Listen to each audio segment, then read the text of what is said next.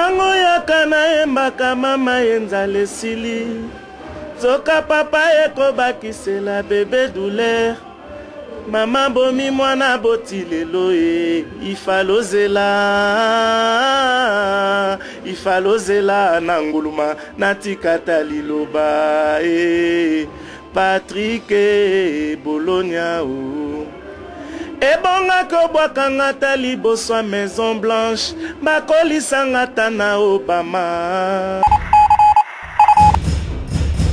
Ba mama batata bandeko ndenge ezala kaka ngai Cyprien Wechi ndenge na yibisaki bino lingala swahilize débarquer na kin na yibisaki bino na kotambwisa micro na ngai epa ya bandeko na ngai pona zwa avis na bango concernant dialogue concernant mabele na biso awa toza na siège à MLC mama Eva Mbote. Oui, Mbote ndeko journaliste. Mama oti kolanda déclaration ya sénateur rwandais asalaki yango na parlement panafricain devant ba sénateur na biso na ba député réaction nayo ke bitumba ya Congo ba rwandais balukaka espace ezalaki na déclaration ya président de la République na bango aloba na mobu moko boyeke ko rwandais nyonso esika azali ayeba ke awo espace eza muke a s'organiser pour se suffire esika oya azali kuna mais ezali te ke baya bazwa territoire na biso bako sala ba stratégie nyonso bakozwa yango te pona koloba tolobelaka yango na ba instance nyonso. Il n'y a pas que la question du Rwanda, il y a aussi la question de l'Angola. L'Angola qui a pris une partie des territoires à côté à Kaemba. Boyebi situation ya Angola. Il n'y a pas que ça, il y a le Congo Brazza avec l'île Mbamu. Mutuna mutu azolinga azwa une partie naye. Il y a des pays à gauche à droite. La province orientale et chez les Soudanais. Même la province orientale nege bambororo bazokota. Problème et bitumba ya munene zali leadership na kati ya mboka. Si vous n'avez pas un leadership conséquent, mutu nyonso akoya ko s'hazarder asala makambo na mboka na bino. Eza na kati ya ndako. Tata to mama oyo oyebi ko batela lopango na yote oyebi ko batela ndako na yote surtout soko o check clôture na lopango te osombi lopango ofandi o check clôture te de temps en temps ozokende komona voisin oyo ayibi mabele voisin oyo ayibi mabele voisin asima ayibi à gauche et à droite pona nini yo moko ozali vigilante. Mais heureusement pour nous ata tozana problème ya leadership mais bana ya mboka oyo baza tellement vigilant que toutes les stratégies ont déjà échoué pour la balkanisation en Mboka. Et c'est pourquoi il y a que déclaration de la République et Salema qui déjà que Katanga est à la pays Moussous depuis 1961. Pour la nini makamwane et simbité. Et c'est pourquoi que Bakwanga na le deux Kassai basala qui déjà déclaration ba comme la République Moussous. Pour la nini makamwane et simbité. Na Ituri awa kaka l'air tozana tango ya Bitumba. Ituri est comme qui déjà province Moussous même ba occidentaux bazobenga la province de l'Ituri. La province de l'Ituri pour être comme un pays mususu ezalaki na administration babengi yango administration spéciale. Le gouvernement de Kinshasa n'avait pas la gestion de cette administration. Nations Unies na ba internationaux musunde bazali ko gérer yango et puis bachaki mama moko Petronine Bave kazalaki wana kaka échantillon pamba étiquette. On n'en parlait même pas na présidence bazali ko occupé été. Mais les Congolais ont tout fait to zongeli Ituri. Kalami qui était kaka l'air to zali na période d'Abitumba to petite négociation na Sun City. Donc comme pour vous dire que c'est vrai, ces genres de discours vous allez les entendre partout, mais ça ne réussira pas. Il n'y a pas que ça, il y a la question de l'eau. Est-ce que Bino Boyebi, que le président à Tchad a lobby, que le Congo le veuille ou pas, d'une manière ou d'une autre, ils viendront prendre de l'eau. Il y a tout un projet, un projet pour le transfèrement des eaux de la rivière Ubangi vers le lac Tchad.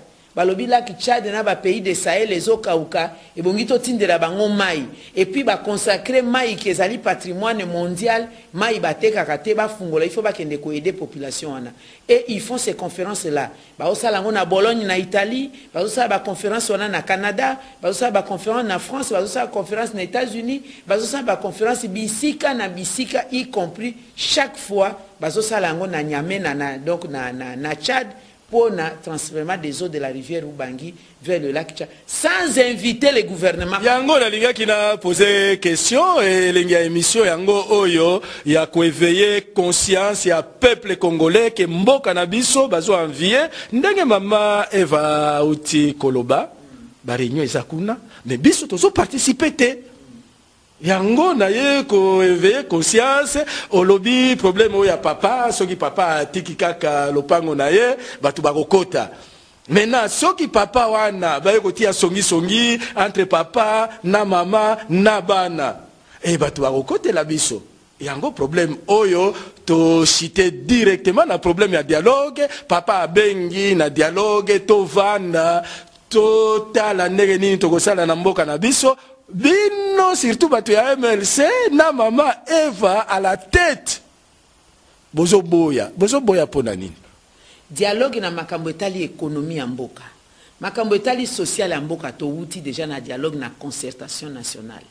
Concertation nationale etali contour ya situation nyonso ya mboka. Tozweli yango ba recommandation 679 recommandations. Na kati ya 679 recommandations na makambo etali ndenge na lobino ya sécurité, ya économie, ya social, pe bongo na bongo, to bimisi 100 recommandations les plus importantes et prioritaires. To tient en place le comité de suivi.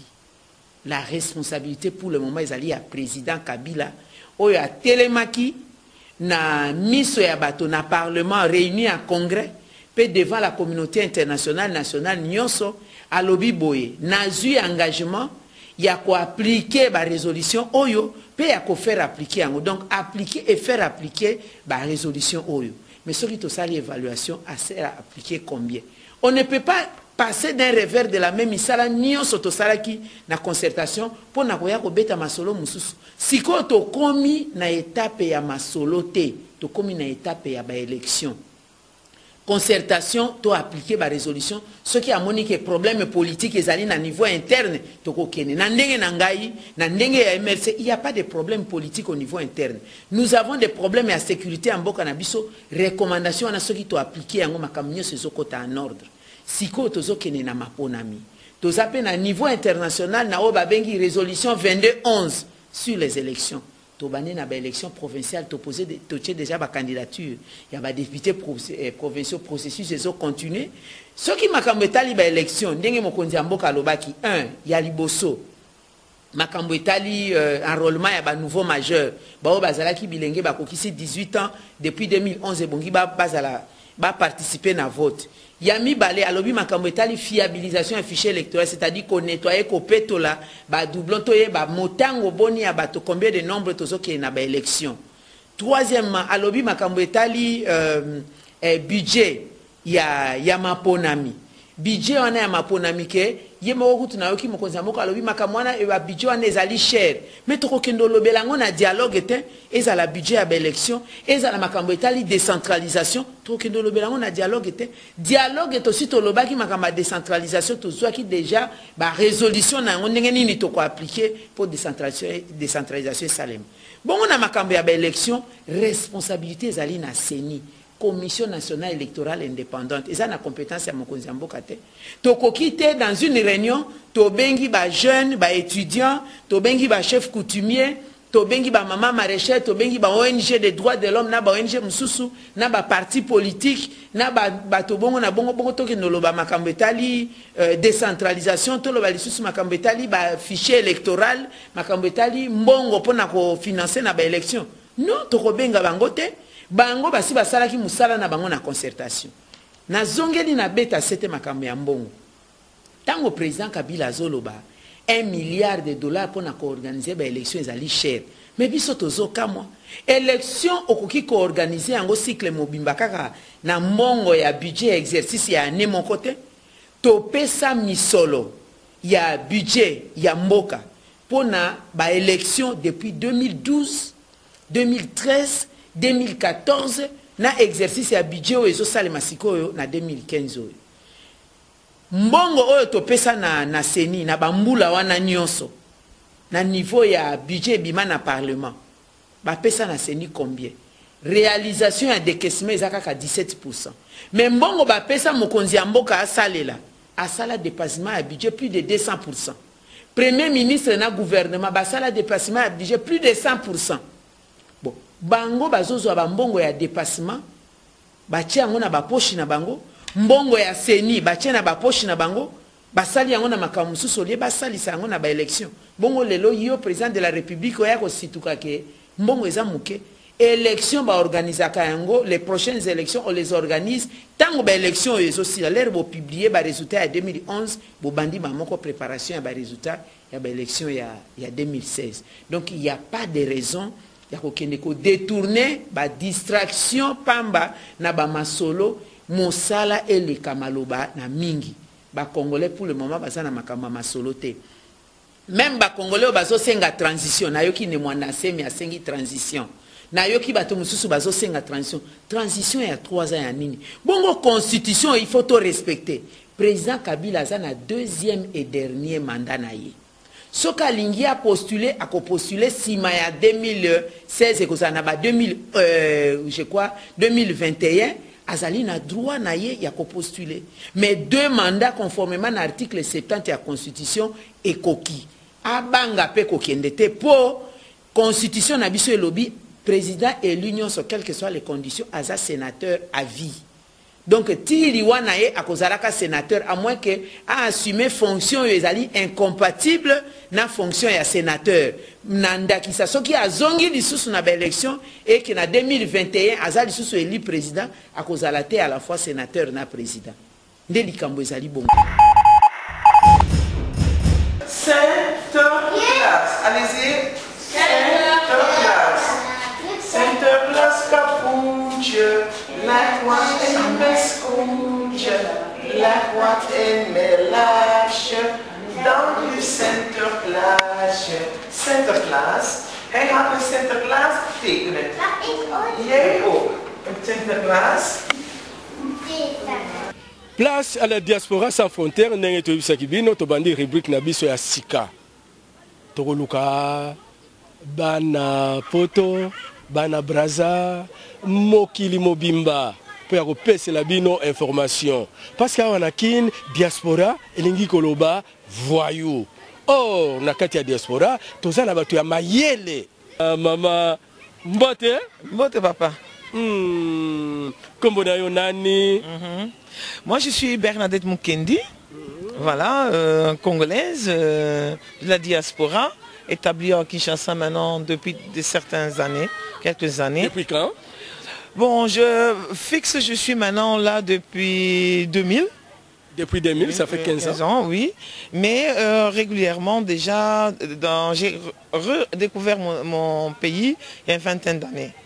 Mon émission est na lingala parce que yo moko ndenge ozo pesa kuru awa UNICEF asala ki étude à lobby 60% des Congolais baza banalphabète ou semi-lettrés. Oye biango? Oui, naïbiango. Oui, malheureusement, ce sont des chiffres qui sont vrais. Qui sont vrais, hein? Oui, oui. Maintenant, balobakatoza 70 millions. 60% de 70 millions, c'est-à-dire il y a au moins 42 millions de Congolais analphabètes ou semi-lettrés. Yango to adapté méthode de communication à biso destinée à 42 millions wana. C'est pourquoi tozolo balingala même ngai nazolo balingala swahiliser mais na kolobakaka yo pe lo balingala neti ba belge. Yes. Alors bon, ici nous sommes à Alliance Bengo-Congolaise. Alliance c'est ça, ASBL, qui met ensemble. Donc, la diaspora, surtout belge, si vous venez pour vous retrouver. Ok? Mais moi, je suis professeur en néerlandais. Nazo pesa néerlandais pour na bana oiba uti poto tom susu musale sili ya ba parents na poto mais moi na ibi déjà atanga ki na école belge na école na Flandre. Or que peut-être awa école belge tom susu c'est trop cher. Hein? Et alors mais moi il faut entretenir néerlandais naie akoko ya kolanda ba cours néerlandais awa. Pe pona bato oiba ibi néerlandais te. Parce que vraiment, mon cher ami, les Congolais, il faut que ceux qui balingi va programmer voyage. C'est que l'obina kende. Yango objectif nabi soawa. Voilà. soki olingi kozwa visa facilement, soki olingi kozwa visa facilement, soki olingi kokende Hollande, soki okeka na ambassade ozoloba néerlandais bakopesa yo visa facilement. Yango toyei retrouver ye. Eza bongo te maman. Eza bongo. Oui, bandeko nanga. Soki bolingi okende Hollande, surtout Hollande, il faut qu'on prépare. Parce qu'il n'y a qu'à bon te. Oui, que l'année prochaine, aux autres des vacances, l'année prochaine, aux autres qui rejoindre Mobali Nayo ou au Bali. Mobali c'est en Hollande, ou moi c'est en Hollande. Il faut que vous monoko. Au Kenamboka Batu, oui, bita bonjour te. Oui, bita te roi nani, na pays na kokuta na nani, ba habitude na bango nini. Tout ça c'est dans le livre Naar Nederland. Naar Nederland, eza livre moko. Il faut tout le temps, ils ont livré, ils ont CD, ils ont officiellement, ils ont test, ils ont le diplôme d'état na bino, mais pour l'ambassade en Hollande, avant que vous voyagez, vous avez le test. Test one, ils ont le ordinateur, ils ont déjà sur ordinateur. Donc ma test c'est ça que oh ngai na kopé ça 10, na kopé sur 5, na kopé sur 0. Non non, test na yo et salamaka sur ordinateur. Donc l'ordinateur, on est quand nous ont prononcé les mots, ce qu'ils ont reconnaître la prononciation. Tant à l'obi, huyendar. Au koloba, il y ordinateur, on a koloba, et par exemple sur papier, bâtir test na papier. Huyendar, mevrouw bijvoorbeeld, par exemple. Mevrouw. Ja, mevrouw. Et toi aussi, il faut prononcer huyendar, mevrouw. Si vous avez prononcé, tu vas lui, non, mon toit, na roya ko salani na boka na biso. Même visa, peut on rater visa à netige. Alors, ceux qui, oyebi, test wana, chance nini, vous avez pas reçu visa. Mais 100%. Au Hollande, na Hollande, la première langue dans Bango, c'est le néerlandais.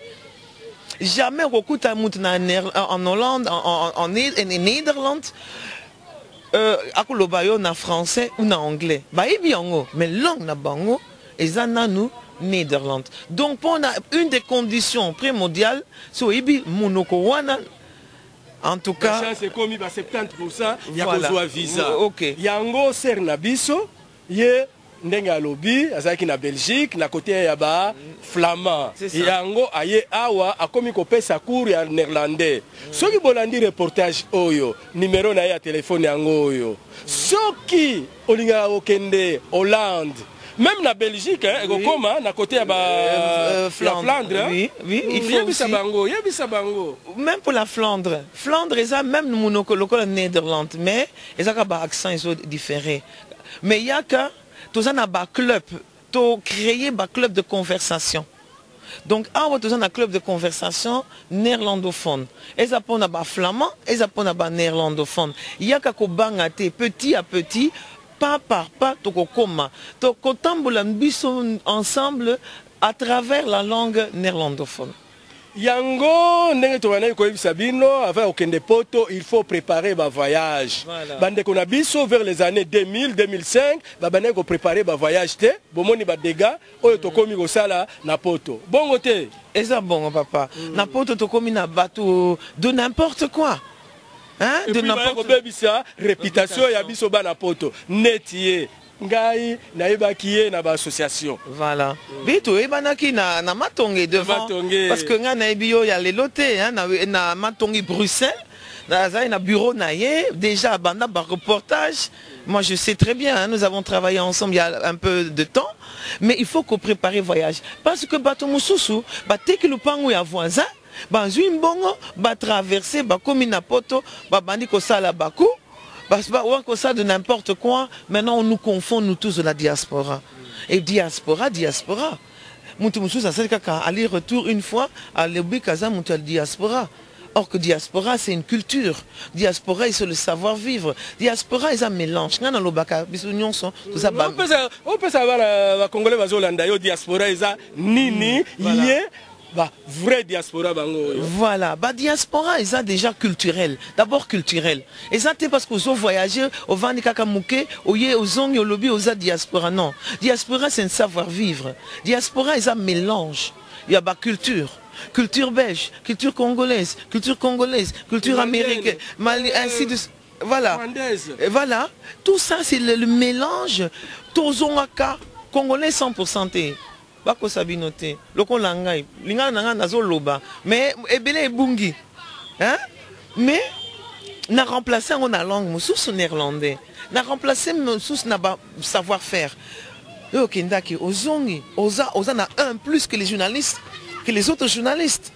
C'est comme ça, la vie est comme ça, on ne peut pas être tous les mêmes. Mais il faut tous ça l'effort pour tous à la professionnelle dans ma campagne sur ça. Diaspora. C'est ok, au voyage, ok, vendre mouké aux zongi, aux diaspora. Diaspora, c'est savoir vivre, avoir aux zongi na bagage intellectuel moussous. Et pas nabis sur le barabing, et pas nabis, mais pas nabis comme awa, mais et pas nabis autant aux ala kuna. Donc le partage à savoir-faire, c'est ce que je demanderais à nos frères et sœurs de la diaspora, même si au banda qu'on nettoie des vitres. On a besoin de vous ici, parce qu'ici, il y a des gens qui ne savent pas nettoyer les vitres. Ouais, même nettoyage, hein? Nettoyage. Et on les appelle domestique, n'importe nini, technicien de surface. Technicien de surface. Biso to pesa ka valeur na montonyon so salara musala. Au koloba, au domestique, au chauffeur. Oui, mais chauffeur, mais c'est aussi un technicien. Donc, ce que tu fais, tu dois bien le faire avec professionnalisme. Voilà, muntu na muntu. L'idée, yo maman, il y a créé une émission, Place à la diaspora sans frontières. Au monde, il y a toye boye, to filmer l'activité na yo, il y a la diaspora nyonso, un plus. Na mboka na biso. Oh, ami, vous savez, je vais d'abord vous féliciter. En tout cas, vous féliciter parce que l'initiative est très bonne. Parce que des fois, justement, on nous confond tout. Tout le monde, c'est pas tout le monde qui fait de n'importe quoi. Ok? C'est pas tout le monde qui fait n'importe quoi. On n'a pas le temps. Et moi, et c'est ce que je dis aussi de la diaspora. On n'a pas le temps de rester dans la route en train de rien faire. Parce qu'on a osé intégrer. On a déjà belge avant dit 30 ans, ils ont salé l'eau comme côté. Si Azam Mobimba, Boyazan, Makolo, Azam, Maboko, Azan, Mayele. Donc il faut créer, il faut créer. Donc moi je vous remercie pour votre initiative. Et ils ont fait valeur. Qu'est-ce que nous faisons? Parce que tu des salamaki, je ne sais pas si au Landaki, les membres de la diaspora comme acteurs de développement dans son pays d'origine. Oui, on avait participé. C'est long, hein? Si, on avait participé. Donc, par exemple, dans Western Union, elle est cartonné que la Banque nationale Moussoussou, pour nini, diaspora, membre diaspora, ils disent que c'est des solidarités de jamais vu. Monde n'est jamais à kata solaire en deux, atinda bandeko namboka. Mais les gens qui sont ici, bozo mona même 500 €. Bozo mona mouké. Mouké wapisa salaire mobimba ya mutu divisé par 2. Donc, combattre la sueur, ya bateau bazo sana diaspora, membre de diaspora. Bazo tinda mon même 500 $, même 5 $, même 300 $. Et ça bon et belé na mboka kuna. Ouais. La différence, oui, bah éviter. Bah tindi moi, bah tindi moi. Mais ça bon et belé. Il y a un objectif à l'émission, tu peux expliquer, la janvier, tu as la poto, tu peux expliquer comment on souffre et la solidarité quand on te paye 1200 €, 1300, aux 500, tu envoies ici, et puis on dit, ah, mon il fallait aussi. Moi, un voisin tel, un tinda qui car, un tinda qui 1000, 2000. Est-ce que vous avez dit, à Salakanine? Oh, il y a tinda 1000 € par mois. À Salakanine, na poto, pour na tinda 1000. Même on est les mots kako tinda 1000 te, mon collègue mboka jamais, au moins aux unions. Ou aux unions na banque, mais ceux qui montent aux unions na banque. Il faut rembourser. Il faut que bon et que muntu oh tonga ndako. Vino na moitié ou na poche. Ce qu'on monte à zo avancer mais entre temps il faut à salazo rembourser, à zo rembourser. Ce que commerce ça les mis bien té. Au tien un problème. Un problème. Merci beaucoup Rolanda. Maintenant tu as vu sur émission des actions concrètes. À lobby, as un professeur en néerlandais. Ba mosusu balobi peut-être ayebi koloba néerlandais te. Biso tokolanda ye, toko filmer ye, ndenge azopesa cours. En dus we hebben Sinterklaas en Zwarte Piet. Dat is heel mooi, ja. Kijk eens naar dan. Dan heeft Sinterklaas getekend. En jij ook. Dat is heel goed. Dus we hebben geleerd de baard van Sinterklaas. Pour les grands, vous écrivez les mots qu'on vient d'apprendre. Sinterklaas. Ok, de baard van Sinterklaas. Baard. Baard van Sinterklaas. En de bril. nog een fotootje van dat. Bril van Sinterklaas. En lunettes. En we gaan een fotootje doen voor Sinterklaas. Ja. We gaan... Dat is de bril van Sinterklaas en de baard van Sinterklaas. La barbe.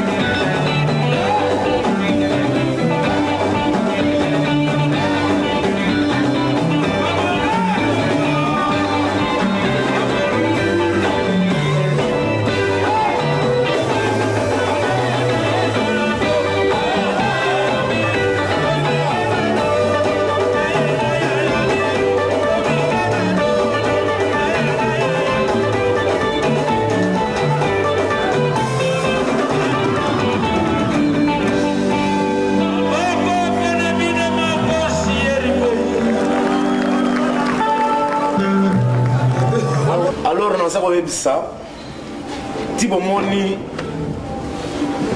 nous a combat oyo ba benyango stock américain pour ngo ba wenge musique mikolo yo Pentagone to la kisa ndenge to monde biloko à côté wana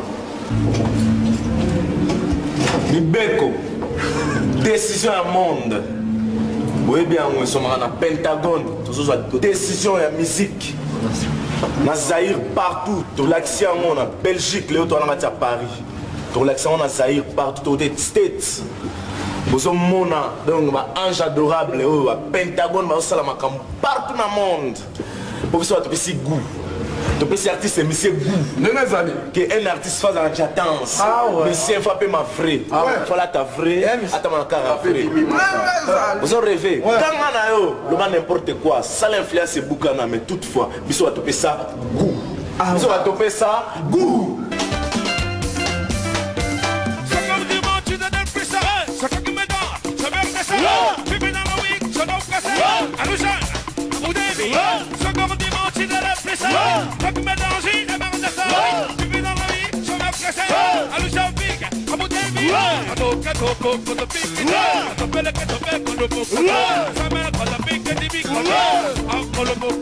Wow!